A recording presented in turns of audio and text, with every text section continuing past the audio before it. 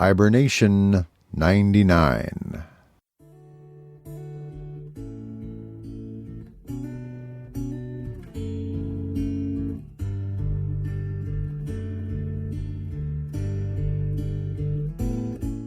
Grizzly's Growls presents Stories from the Hiber-Nation.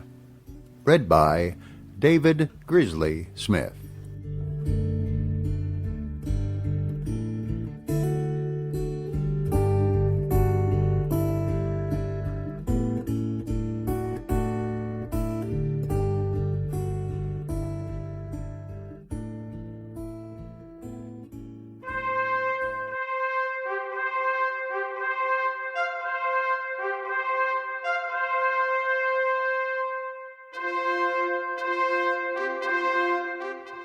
Orthodoxy by G.K. Chesterton. Read by David Grizzly Smith.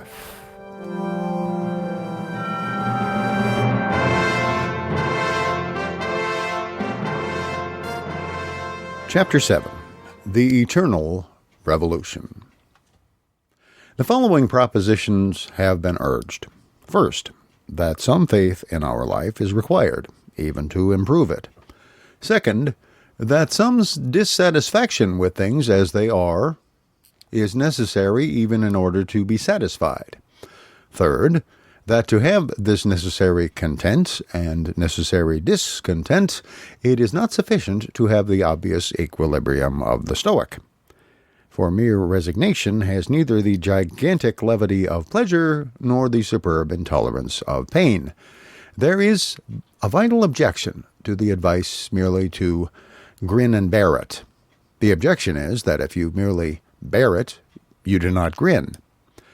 Greek heroes do not grin, but gargoyles do, because they are Christian.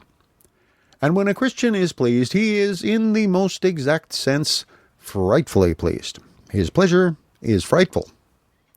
Christ prophesied the whole of Gothic architecture in that hour when nervous and respectable people, such people as now object to barrel organs, objected to the shouting of the gutter snipes of Jerusalem. He said, if these were silent, the very stones would cry out. Under the impulse of his spirit arose, like a clamorous chorus, the facades of the medieval cathedrals, thronged with shouting faces and open mouths. The prophecy has fulfilled itself. The very stones cry out. If these things be conceded, though only for argument, we may take up where we left it, the thread of the thought of the natural man, called by the Scotch, with regrettable familiarity, the old man. We can ask the next question, so obviously in front of us. Some satisfaction is needed, even to make things better. But what do we mean by making things better? Most modern talk on this matter is a mere argument in a circle, that circle which we have already made the symbol of madness and of mere rationalism. Evolution is only good if it produces good. Good is only good if it helps evolution. The elephant stands on the tortoise, and the tortoise on the elephant. Obviously, it will not do to take our ideal from some principle in nature for the simple reason that, except for some human or divine theory, there is no principle in nature. For instance, the cheap anti-democrat of today will tell you solemnly there is no equality in nature. He is right. But he does not see the logical addendum. There is no equality in nature. Also, there is no inequality in nature. Inequality, as much as equality, implies a standard of value. To read aristocracy into the anarchy of animals is just as sentimental as to read democracy into it. Both aristocracy and democracy are human ideals. The one saying that all men are valuable, the other saying that some men are more valuable. But nature does not say that cats are more valuable than mice. Nature makes no remark on the subject. She does not even say that the cat is enviable, or the mouse pitiable. We think the cat superior because we have, or most of us have, a particular philosophy to the effect that life is better than death. But If the mouse were a German pessimist mouse, he might not think that the cat had beaten him at all. He might think he had beaten the cat by getting to the grave first. Or he might feel that he had actually inflicted frightful punishment on the cat by keeping him alive. Just as a microbe might feel proud of spreading a pestilence, so the pessimistic mouse might exult to think that he was renewing in the cat the torture of conscious existence. It all depends on the philosophy of the mouse. You cannot even say that there is victory or superiority in nature, unless you have some doctrine about what things are superior. You cannot even say that the cat scores, unless there is a system of scoring. You cannot even say that the cat gets the best of it, unless there is some best to be got. We cannot, then, get the ideal itself from nature, and as we follow here the first and natural speculation, we will leave out for the present the idea of getting it from God. We must have our own vision. But the attempts of most moderns to express it are highly vague. Some fall back simply on the clock. They talk as if mere passage through time brought some superiority, so that even a man of the first mental caliber carelessly uses the phrase that human morality is never up to date. How can anything be up to date? A date has no character. How can one say that Christmas celebrations are not suitable to the 25th of a month? What the writer meant, of course, was that the majority is behind his favorite minority, or in front of it.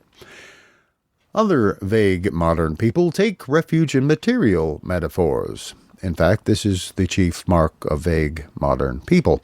Not daring to define their doctrine of what is good, they use physical figures of speech without stint or shame, and what is worst of all, seem to think these cheap analogies are exquisitely spiritual and superior to the old morality.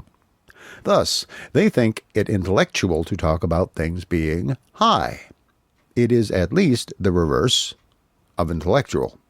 It is a mere phrase from a steeple or a weathercock. Tommy was a good boy is a pure philosophical statement worthy of Plato or Aquinas. Tommy lived the higher life is a gross metaphor from a 10-foot rule.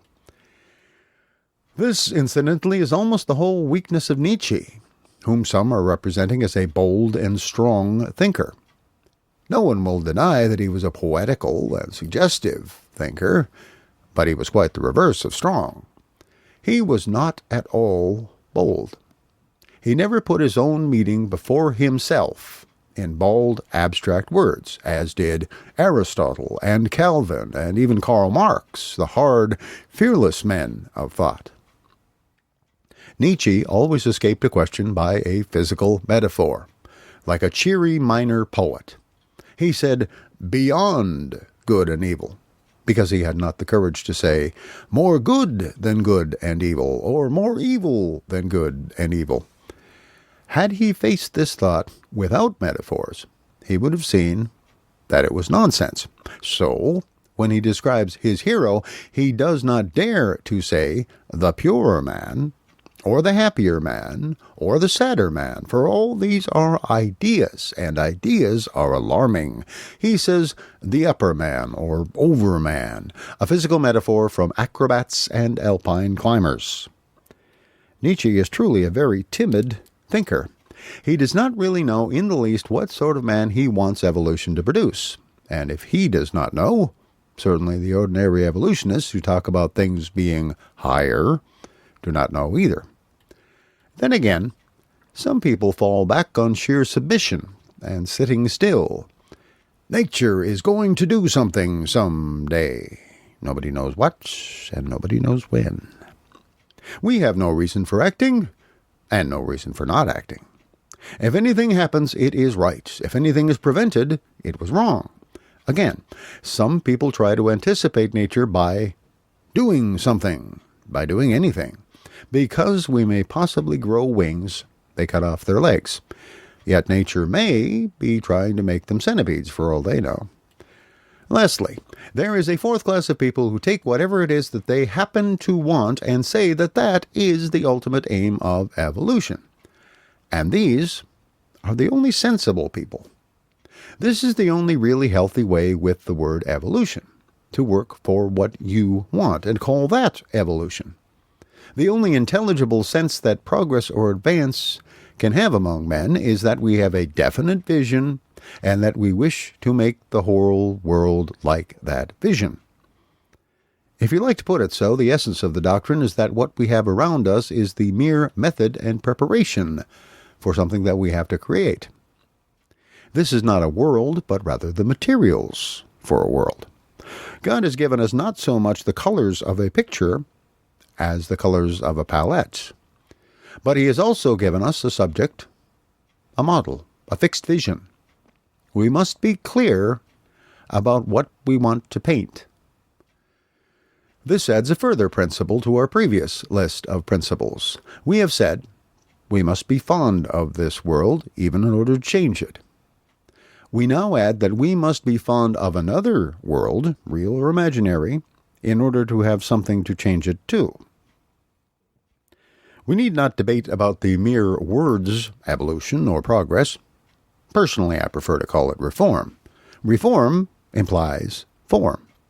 It implies that we are trying to shape the world in a particular image, to make it something that we see already in our minds. Evolution is a metaphor for a mere automatic unrolling. Progress is a metaphor for merely walking along a road, and very likely the wrong road.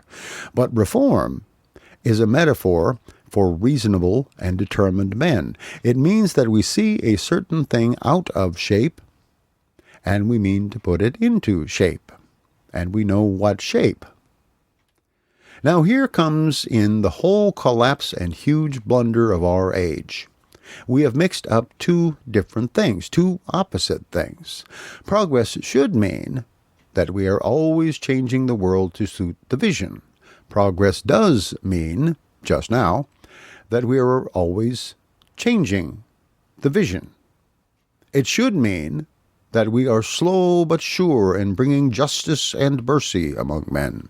It does mean that we are very swift in doubting the desirability of justice and mercy. A wild page from any Prussian sophist makes men doubt it. Progress should mean that we are always walking towards the New Jerusalem. It does mean that the New Jerusalem is always walking away from us. We are not altering the real to suit the ideal. We are altering the ideal. It is easier. Silly examples are always simpler. Let us suppose a man wanted a particular kind of world. Let us say a blue world. He would have no cause to complain of the slightness or swiftness of his task. He might toil for a long time at the transformation. He could work away in every sense until all was blue. He could have heroic adventures, the putting of the last touches to a blue tiger. He could have fairy dreams, the dawn of a blue moon. But if he worked hard, that high-minded reformer would certainly, from his own point of view, leave the world better and bluer than he found it. If he altered a blade of grass to his favorite color every day, he would get on slowly. But if he altered his favorite color every day, he would not get on at all. If, after reading a fresh philosopher, he started to paint everything red or yellow, his work would be thrown away. There would be nothing to show except a few blue tigers walking about, specimens of his early bad manner. This is exactly the position of the average modern thinker. It will be said that this is avowedly a preposterous example, but it is literally the fact of recent history. The great and grave changes in our political civilization all belong to the early 19th century, not to the later. They belong to the black and white epoch when men believed fixedly in Toryism, in Protestantism, in Calvinism, in Reform, and not unfrequently in revolution. And whatever each man believed in, he hammered at steadily, without skepticism, and there was a time when the established church might have fallen, and the House of Lords nearly fell. It was because radicals were wise enough to be constant and consistent. It was because radicals were wise enough to be conservative. But in the existing atmosphere, there is not enough time and tradition in radicalism to pull anything down. There is a great deal of truth in Lord Hugh Cecil's suggestion, made in a fine speech, that the era of change is over, and that ours is an era of conservation and repose. But probably it would pain Lord Hugh Cecil if he realized, what is certainly the case, that ours is only an age of conservation, because it is an age of complete unbelief. Let beliefs fade fast and frequently if you wish institutions to remain the same. The more the life of the mind is unhinged, the more the machinery of matter will be left to itself. The net result of all our political suggestions, collectivism, Tolstoyanism, neo-feudalism, communism, anarchy, scientific bureaucracy, the plain fruit of all of them is that the monarchy and the House of Lords will remain. The net result of all the new religions will be that the Church of England will not, for heaven knows how long, be disestablished. It was Karl Marx, Nietzsche, Tolstoy, Cunningham Graham, Bernard Shaw, and Auberon Herbert who between them, with bowed gigantic backs, bore up the throne of the Archbishop of Canterbury. We may say broadly that free thought is the best of all the safeguards against freedom. Managed in a modern style, the emancipation of the slave's mind is the best way of preventing the emancipation of the slave. Teach him to worry about whether he wants to be free, and he will not free himself. Again, it may be said that this instance is remote or extreme, but again, it is exactly true of the men in the streets around us. It is true that the Negro slave, being a debased barbarian, will probably have either a human affection of loyalty or a human affection for liberty. But the man we see every day, the worker in Mr. Gradgrind's factory, the little clerk in Mr. Gradgrind's office, he is too mentally worried to believe in freedom. He is kept quiet with revolutionary literature. He is calmed and kept in his place by a constant succession of wild philosophies. He is a Marxian one day, a Nietzscheite the next day, a Superman, probably, the next day, and a slave every day. The only thing that remains after all the philosophies is the factory. The only man who gains by all the philosophies is Gradgrind.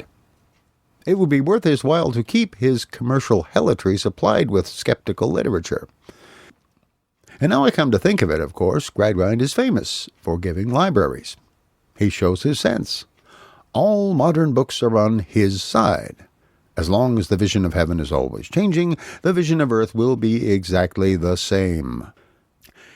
No ideal will remain long enough to be realized or even partially realized. The modern young man will never change his environment, for he will always change his mind.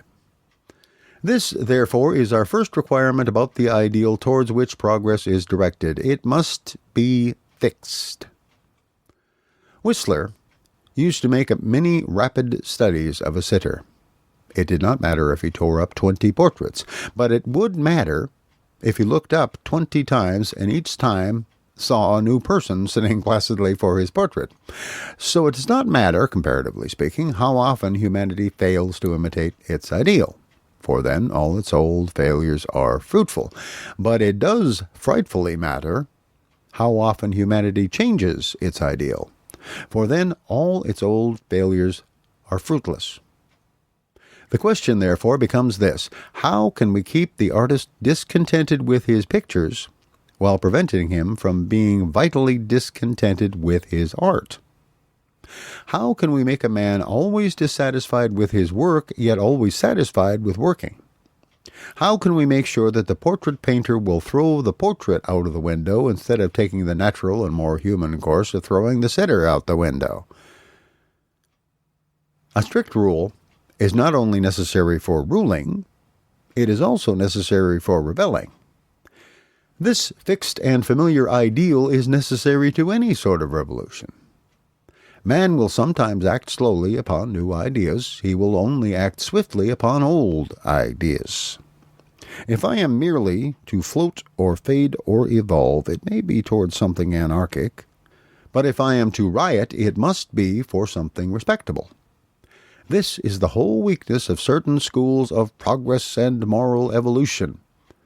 They suggest that there has been a slow movement towards morality, with an imperceptible ethical change in every year or in every instant.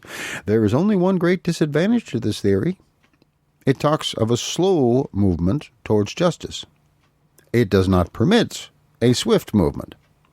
A man is not allowed to leap up and declare a certain state of things to be intrinsically intolerable.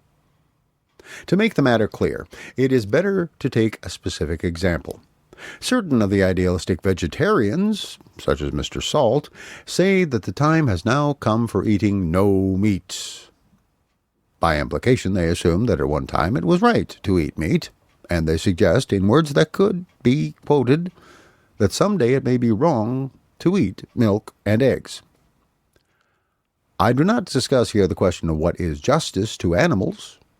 I only say that whatever is justice ought, under given conditions, to be prompt justice. If an animal is wronged, we ought to be able to rush to his rescue. But how can we rush if we are, perhaps, in advance of our time? How can we rush to catch a train which may not arrive for a few centuries? How can I denounce a man for skinning cats if he is only now what I may possibly become in drinking a glass of milk?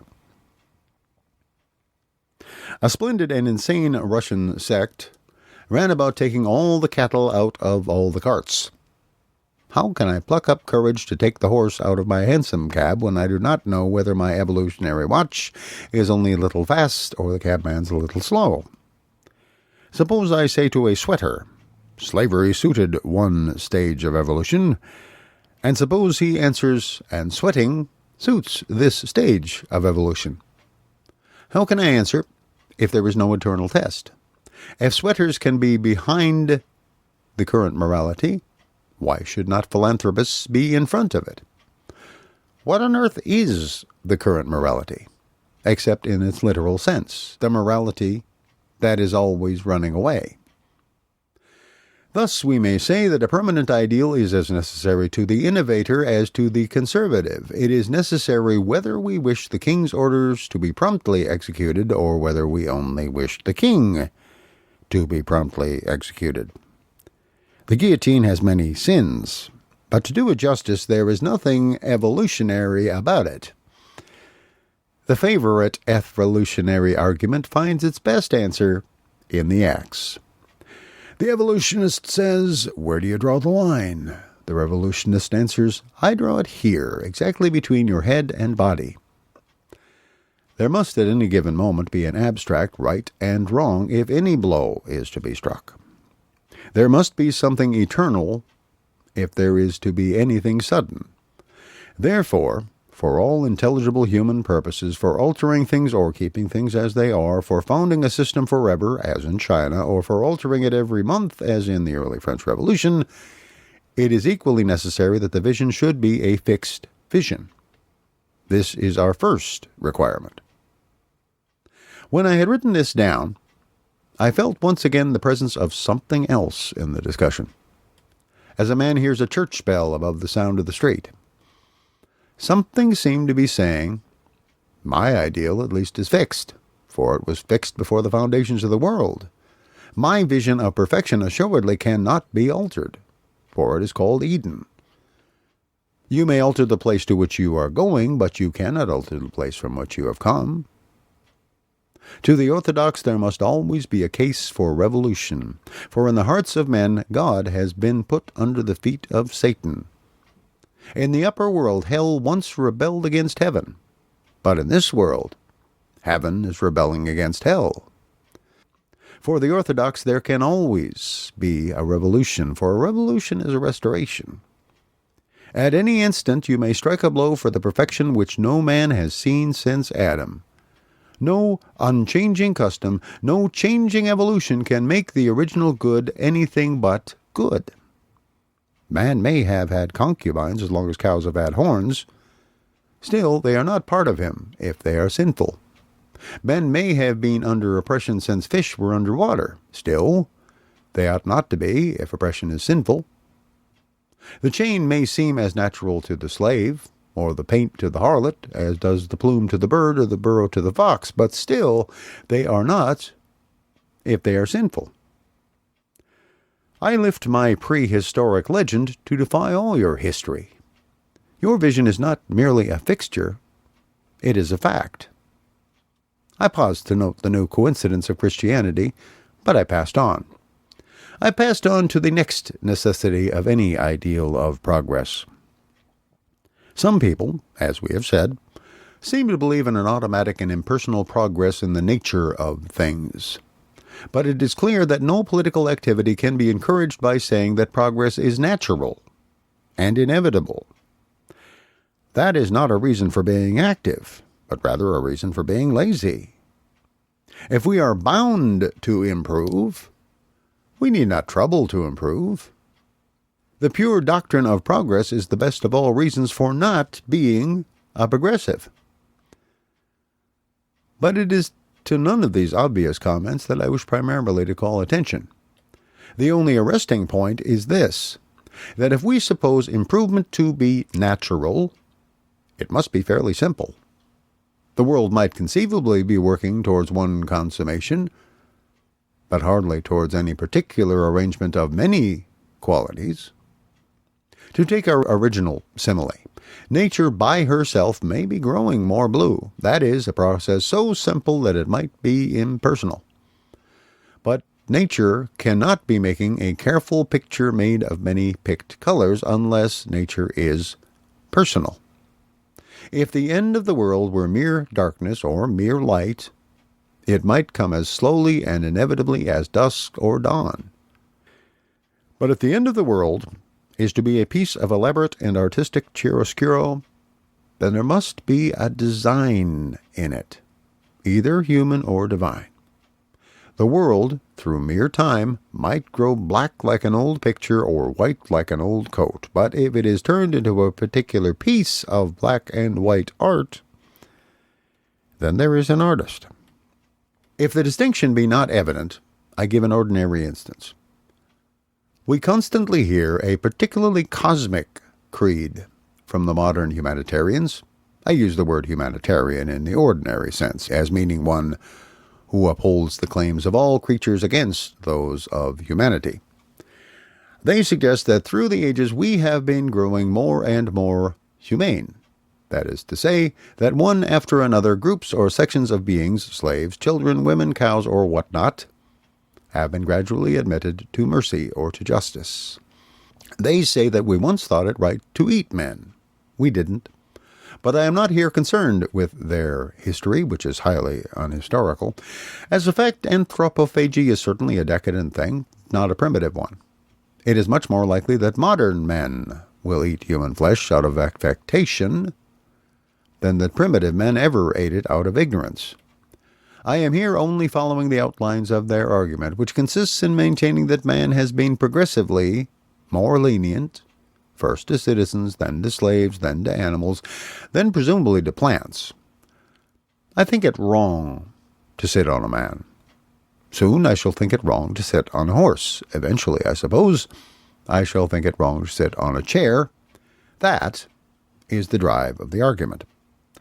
And for this argument, it can be said that it is possible to talk of it in terms of evolution or inevitable progress. A perpetual tendency to touch fewer and fewer things might, one feels, be a mere brute unconscious tendency, like that of a species to produce fewer and fewer children. This drift may be really evolutionary, because it is stupid. Darwinism can be used to back up two mad moralities, but it cannot be used to back up a single sane one. The kinship and competition of all living creatures can be used as a reason for being insanely cruel or insanely sentimental, but not for a healthy love of animals. On the evolutionary basis, you may be inhumane, or you may be absurdly humane. but you cannot be human. That you and a tiger are one may be a reason for being tender to a tiger, or it may be a reason for being as cruel as the tiger. It is one way to train the tiger to imitate you. It is a shorter way to imitate the tiger. But in neither case does evolution tell you how to treat a tiger reasonably. That is, to admire his stripes while avoiding his claws. If you want to treat a tiger reasonably, you must go back to the Garden of Eden. For the obstinate reminder continued to recur. Only the supernatural has taken a sane view of nature. The essence of all pantheism, evolutionism, and modern cosmic religion is really in this proposition, that nature is our mother. Unfortunately, if you regard nature as a mother, you discover that she is a stepmother. The main point of Christianity was this, that nature is not our mother. Nature is our sister. We can be proud of her beauty, since we have the same father, but she has no authority over us. We have to admire, but not to imitate. This gives to the typically Christian pleasure in this earth a strange touch of likeness that is almost frivolity. Nature was a solemn mother to the worshippers of Isis and Cybele. Nature was a solemn mother to Wordsworth or Emerson. But nature is not solemn to Francis of Assisi or George Herbert. To St. Francis, nature is a sister, and even a younger sister, a little dancing sister, to be laughed at as well as loved. This, however, is hardly our main point at present. I have admitted it only in order to show how constantly, and as it were accidentally, the key would fit the smallest doors. Our main point is here, that if there be a mere trend of personal improvement in nature, it must presumably be a simple trend towards some simple triumph. One can imagine that some automatic tendency in biology might work for giving us longer and longer noses. But the question is, do we want to have longer and longer noses? I fancy not. I believe that most of us want to say to our noses, "Thus far and no farther, and here shall thy proud point be stayed." We require a nose of such length as may ensure an interesting face, but we cannot imagine a mere biological trend towards producing interesting faces, because an interesting face is one particular arrangement of eyes, nose, and mouth in a most complex relation to each other. Proportion cannot be a drift. It is either an accident or a design. So with the ideal of human morality and its relation to the humanitarians and the anti-humanitarians. It is conceivable that we are going more and more to keep our hands off things, not to drive horses, not to pick flowers. We may eventually be bound not to disturb a man's mind even by argument, not to disturb the sleep of birds even by coughing. The ultimate apotheosis would appear to be that of a man sitting quite still, not daring to stir for fear of disturbing a fly, nor to eat for fear of incommoding a microbe. To so crude a consummation as that we might perhaps unconsciously drift. But do we want so crude a consummation? Similarly, we might unconsciously evolve along the opposite or Nietzschean line of development, Superman crushing Superman in one tower of tyrants till the universe is smashed up for fun. But do we want the universe smashed up for fun? Is it not quite clear that what we really hope for is one particular management and proposition of these two things, a certain amount of restraint and respect, a certain amount of energy and mastery? If our life is ever really as beautiful as a fairy tale, we shall have to remember that all the beauty of a fairy tale lies in this, that the prince has a wonder which just stops short of being fear. If he is afraid of the giant, there is an end of him.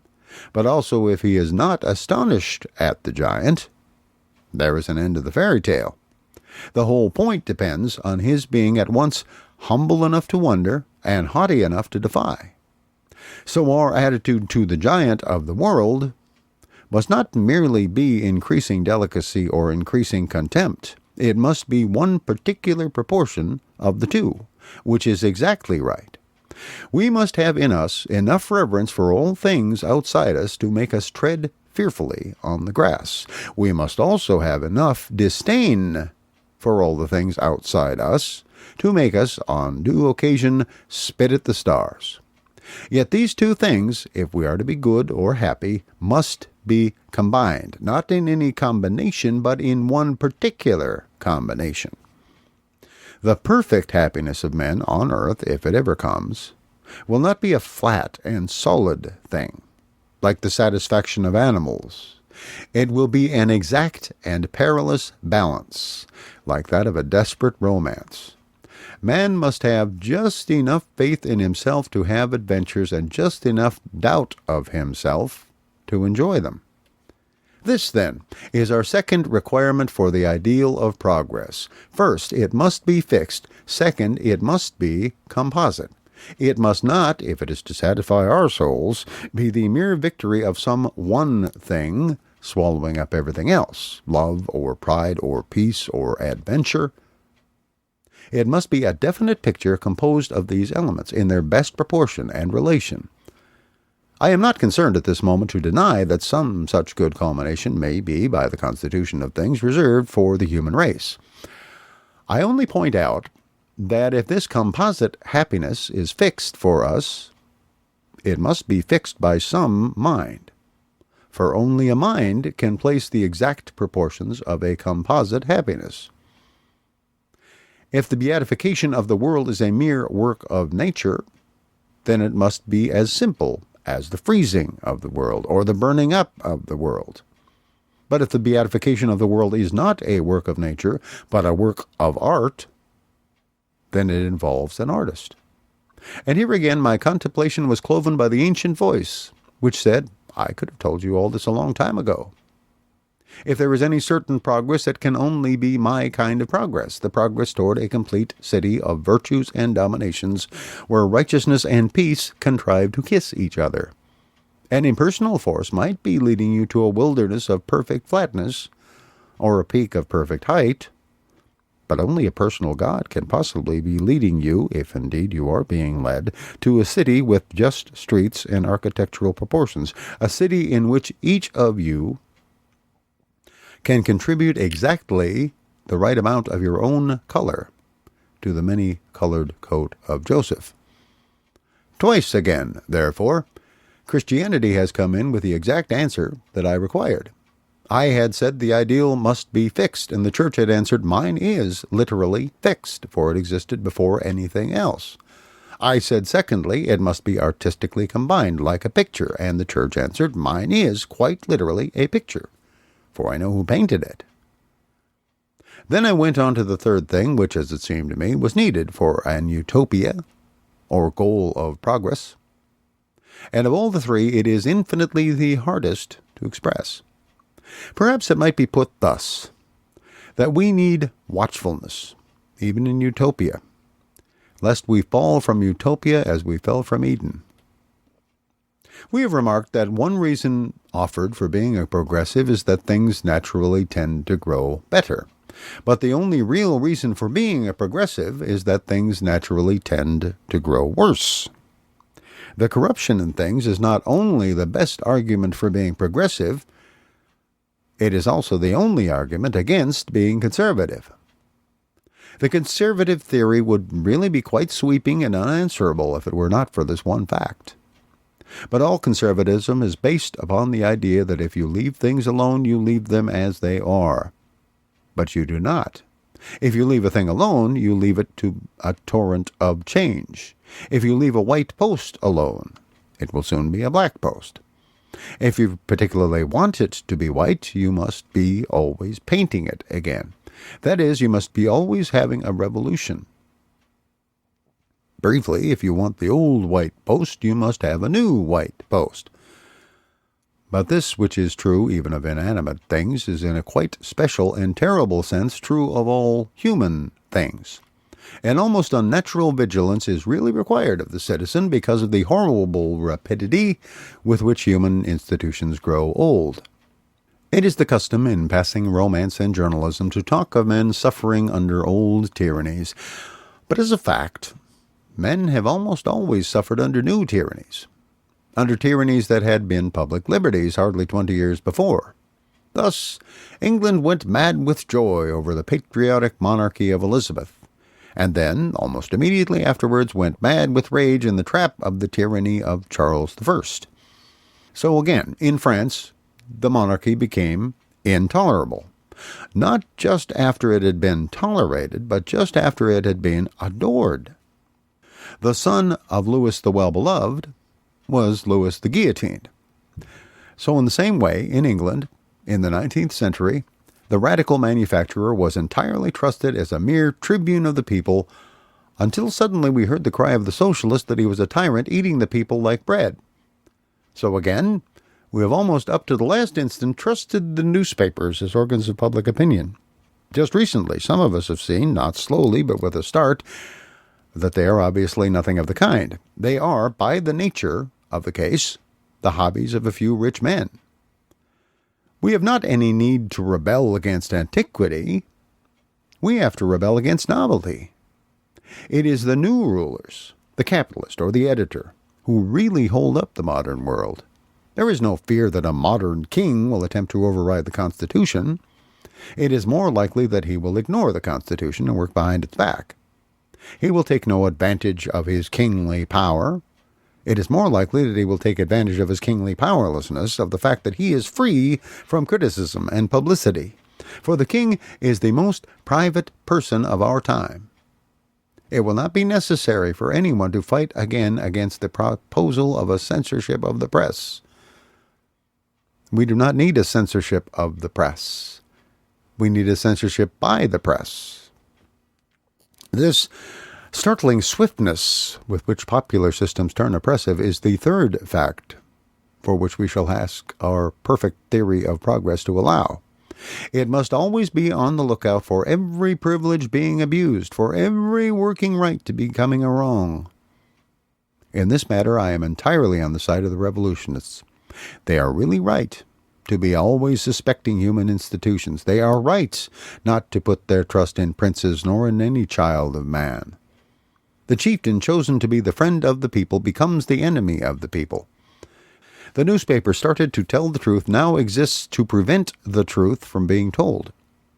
Here, I say, I felt that I was really at last on the side of the revolutionary, and then I caught my breath again, for I remembered that I was once again on the side of the Orthodox.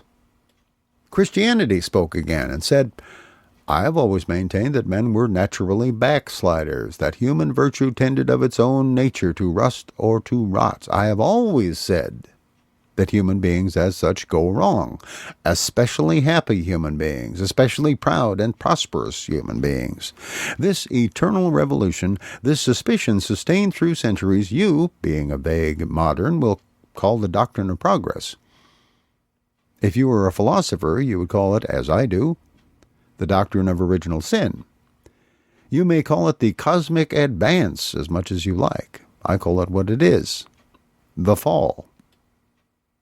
I have spoken of orthodoxy coming in like a sword, and here I confess, it came in like a battle axe. For really, when I came to think of it, Christianity is the only thing left that has any real right to question the power of the well-nurtured or the well-bred. I have listened often enough to socialists, or even to Democrats, saying that the physical conditions of the poor must of necessity make them mentally and morally degraded. I have listened to the scientific men, and there are still scientific men not opposed to democracy, saying that if we give the poor healthier conditions, vice and wrong will disappear. I have listened to them with a horrible attention and a hideous fascination, for it was like watching a man energetically sawing from the tree the branch he is sitting on. If these happy Democrats could prove their case, they would strike democracy dead. If the poor are thus utterly demoralized, it may or may not be practical to raise them, but it is certainly quite practical to disenfranchise them. If the man with a bad bedroom cannot give a good vote, then the first and swiftest deduction is that he shall give no vote. The governing class may not unreasonably say it may take us some time to reform his bedroom, but if he's the brute you say, it will take him very little time to ruin our country. Therefore we shall take your hint and not give him the chance. It fills me with horrible amusement to observe the way in which the earnest socialist industriously lays the foundation of all aristocracy, expatiating blandly upon the evident unfitness of the poor to rule. It is like listening to somebody at an evening party apologizing for entering without evening dress, and explaining that he had recently been intoxicated, had a personal habit of taking off his clothes in the street, and had, moreover, only just changed from prison uniform. At any moment, one feels, the host might say that really, if it was as bad as that, he need not come at all. So it is when the ordinary socialist with a beaming face proves that the poor, after their smashing experiences, cannot be really trustworthy. At any moment, the rich may say, very well then, we won't trust them, and bang the door in his face. On the basis of Mr. Blatchford's view of heredity and environment, the case for aristocracy is quite overwhelming. If clean homes and clean air make clean souls, why not give the power, for the present at any rate, to those who undoubtedly have the clean air? If better conditions will make the poor more fit to govern themselves, why should not better conditions already make the rich more fit to govern them? On the ordinary environment argument, the matter is fairly manifest. The comfortable class must be merely our vanguard in utopia. Is there any answer to the proposition that those who have had the best opportunities will probably be our best guides? Is there any answer to the argument that those who have breathed clean air had better decide for those who have breathed foul? As far as I know, there is only one answer, and that answer is Christianity. Only the Christian church can offer any rational objection to the complete confidence in the rich, for she has maintained from the beginning that the danger was not in man's environment, but in man. Further, she has maintained that if we come to talk of a dangerous environment, the most dangerous environment of all is the commodious environment. I know that the most modern manufacturer has been really occupied in trying to produce an abnormally large needle. I know that the most recent biologists have been chiefly anxious to discover a very small camel.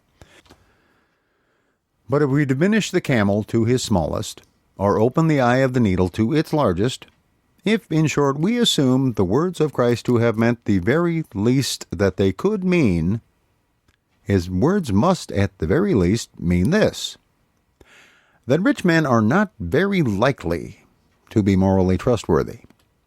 Christianity, even when watered down, is hot enough to boil all modern society to rags. The mere minimum of the church would be a deadly ultimatum to the world. For the whole modern world is absolutely based on the assumption not that the rich are necessary, which is tenable, but that the rich are trustworthy, which, for a Christian, is not tenable.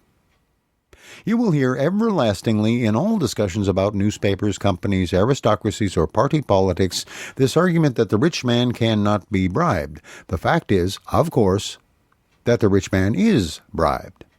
He has been bribed already. That is why he is a rich man.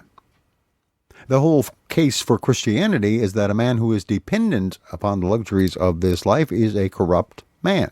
Spiritually corrupt, politically corrupt, financially corrupt. There is one thing that Christ and all the Christian saints have said with a sort of savage monotony. It is not demonstrably unchristian to kill the rich as violators of definable justice. It is not demonstrably unchristian to crown the rich as convenient rulers of society.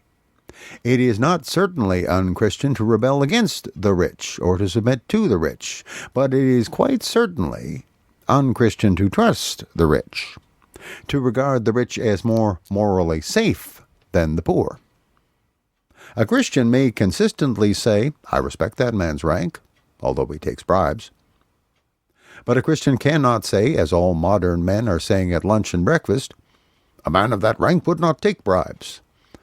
For it is a part of Christian dogma that any man in any rank may take bribes. It is a part of Christian dogma. It also happens to be a curious coincidence that it is a part of obvious human history. When people say that a man in that position would be incorruptible, there is no need to bring Christianity into the discussion. Was Lord Bacon a bootblack? Was the Duke of Marlborough a crossing sweeper? In the best utopia, I must be prepared for the moral fall of any man, in any position, at any moment, especially for my fall from my position at this moment. Much vague and sentimental journalism has been poured out to the effect that Christianity is akin to democracy, and most of it is scarcely strong or clear enough to refute the fact that the two things have often quarreled. The real ground upon which Christianity and democracy are one is very much deeper. The one specially and peculiarly unchristian idea is the idea of Carlyle. The idea that the man should rule who feels that he can rule. Whatever else is Christian, this is heathen. If our faith comments on the government at all, its comment must be this, that the man should rule who does not think that he can rule. Carlyle's hero may say, "I will be king." But the Christian saint must say, "Nolo episcopari." If the great paradox of Christianity means anything, it means this, that we must take the crown in our hands and go hunting in dry places and dark corners of the earth until we find the one man who feels himself unfit to wear it. Carlyle was quite wrong. We have not got to crown the exceptional man who knows he can rule. Rather, we must crown the much more exceptional man who knows he can't. Now, this is one of the 2 or 3 vital defenses of working democracy. The mere machinery of voting is not democracy, though at present it is not easy to effect any simpler democratic method. But even the machinery of voting is profoundly Christian in this practical sense, that it is an attempt to get at the opinion of those who would be too modest to offer it. It is a mystical adventure. It is specially trusting those who do not trust themselves. That enigma is strictly peculiar to Christendom. There is nothing really humble about the abnegation of the Buddhist. The mild Hindu is mild, but he is not meek. But there is something psychologically Christian about the idea of seeking for the opinion of the obscure rather than taking the obvious course of accepting the opinion of the prominent. To say that voting is particularly Christian may seem somewhat curious. To say that canvassing is Christian may seem quite crazy. But canvassing is very Christian in its primary idea. It is encouraging the humble. It is saying to the modest man, "Friend, go up higher." Or, if there is some slight defect in canvassing, that is, in its perfect and rounded piety, it is only because it may possibly neglect to encourage the modesty of the canvasser. Aristocracy is not an institution.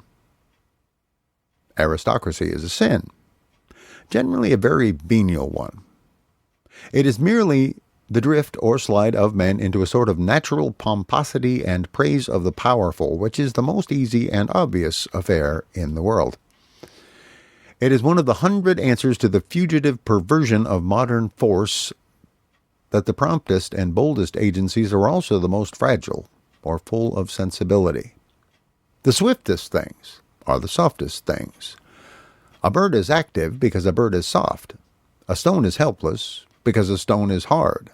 A stone must, by its own nature, go downwards, because hardness is weakness. The bird can, of its own nature, go upwards, because fragility is force. In perfect force there is a kind of frivolity, an airiness, that can maintain itself in the air. Modern investigators of miraculous history have solemnly admitted that a characteristic of the great saints is their power of levitation. They might go further. A characteristic of the great saints is their power of levity. Angels can fly because they can take themselves lightly. This has always been the instinct of Christendom, and especially the instinct of Christian art. Remember how Fra Angelico represented all his angels not only as birds, but almost as butterflies. Remember how the most earnest medieval art was full of light and fluttering draperies, of quick and capering feet. It was the one thing that the modern Pre-Raphaelites could not imitate in the real Pre-Raphaelites. Burne-Jones could never recover the deep levity of the Middle Ages. In the old Christian pictures, the sky over every figure is like a blue or gold parachute. Every figure seems ready to fly up and float about in the heavens. The tattered coat of the beggar will bear him up like the rayed plumes of the angels. But the kings in their heavy gold and the proud in their robes of purple will all of their nature sink downwards. For pride cannot rise to levity or levitation. Pride is the downward drag of all things into an easy solemnity. One settles down into a sort of selfish seriousness, but one has to rise to a gay self-forgetfulness. A man falls into a brown study. He reaches up at a blue sky. Seriousness is not a virtue. It would be a heresy, but a much more sensible heresy to say that seriousness is a vice. It is really a natural trend to lapse into taking oneself gravely, because it is the easiest thing to do. It is much easier to write a good Times leading article than a good joke in Punch. For solemnity flows out of men naturally. But laughter is a leap. It is easy to be heavy, hard to be light. Satan fell by the force of gravity. Now it is the peculiar honor of Europe, since it has been Christian, that while it has had aristocracy, it has always, at the back of its heart, treated aristocracy as a weakness. Generally as a weakness that must be allowed for. If anyone wishes to appreciate this point, let him go outside Christianity into some other philosophical atmosphere. Let him, for instance, compare the classes of Europe with the castes of India. Their aristocracy is far more awful, because it is far more intellectual. It is seriously felt that the scale of classes is a scale of spiritual values, that the baker is better than the butcher, in an invisible and sacred sense. But no Christianity, not even the most ignorant or perverse, ever suggested that a baronet was better than a butcher in that sacred sense. No Christianity, however ignorant or extravagant, ever suggested that a duke would not be damned. In pagan society there may have been, I do not know, some such serious division between the free man and the slave. But in Christian society, we have always thought the gentleman a sort of a joke, though I admit that in some great crusades and councils he earned the right to be called a practical joke. But we in Europe never really at the root of our souls took aristocracy seriously. It is only the occasional non-European alien, such as Dr. Oscar Levy, the only intelligent Nietzscheite, who can even manage for a moment to take aristocracy seriously. It may be a mere patriotic bias, though I do not think so, but it seems to me that the English aristocracy is not only the type, but is the crown and flower of all actual aristocracies. It has all the oligarchical virtues as well as all the defects. It is casual, it is kind, it is courageous in obvious matters, but it has one great merit that overlaps even these. The great and very obvious merit of the English aristocracy is that nobody could possibly take it seriously. In short, I had spelled out slowly, as usual, the need for an equal law in Utopia, and as usual I found that Christianity had been there before me. The whole history of my Utopia has the same amusing sadness. I was always rushing out of my architectural study with plans for a new turret only to find it sitting up there in the sunlight, shining, and 1,000 years old. For me, in the ancient and partly in the modern sense, God answered the prayer, "Prevent us, O Lord, in all our doings." Without vanity, I really think there was a moment when I could have invented the marriage vow as an institution out of my own head. But I discovered with a sigh that it had been invented already. But since it would be too long a business to show how, fact by fact and inch by inch, my own conception of utopia was only answered in the New Jerusalem, I will take this one case of the matter of marriage as indicating the converging drift, I may say the converging crash, of all the rest. When the ordinary opponents of socialism talk about impossibilities and alterations in human nature, they always miss an important distinction. In modern ideal conceptions of society, there are some desires that are possibly not attainable, but there are some desires that are not desirable. That all men should live in equally beautiful houses is a dream that may or may not be attained. But that all men should live in the same beautiful house is not a dream at all. It is a nightmare. That a man should love all old women is an ideal that may not be attainable. But that a man should regard all old women exactly as he regards his mother is not only an unattainable ideal, but an ideal which ought not to be attained. I do not know if the reader agrees with me in these examples, but I will add the example which has always affected me most. I could never conceive nor tolerate any utopia which did not leave to me the liberty for which I chiefly care, the liberty to bind myself. Complete anarchy would not merely make it impossible to have any discipline or fidelity, it would also make it impossible to have any fun. Take an obvious instance. It would not be worthwhile to bet if a bet were not binding. The dissolution of all contracts would not only ruin morality, but spoil sport. Now, betting and such sports are only the stunted and twisted shapes of the original instinct of man for adventure and romance, of which much has been said in these pages.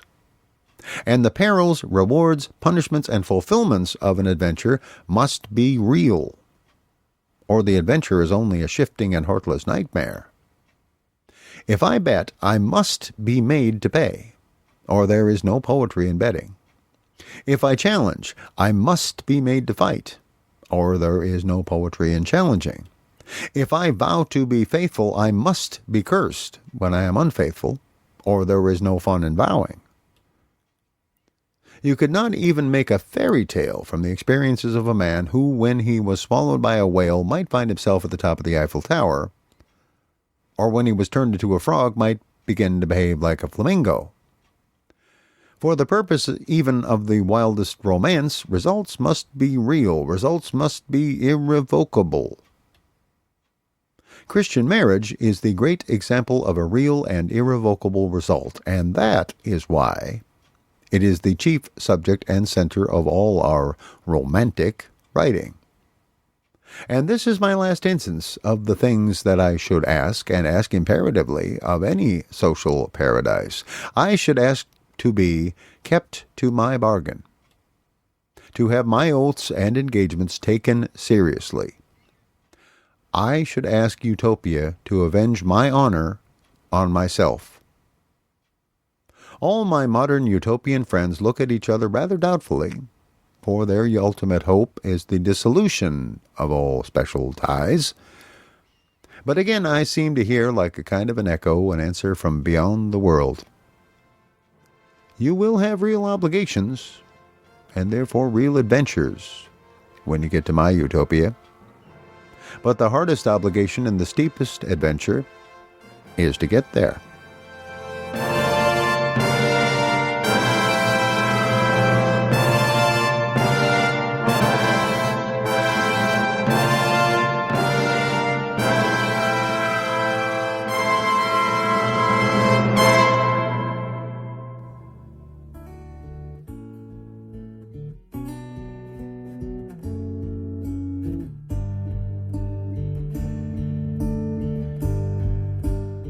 Thank you for listening to Stories from the Hiber-Nation. Comment on the website at grizzliesgrowls.com. This program is offered under a Creative Commons Attribution, Non-Commercial, No Derivatives license.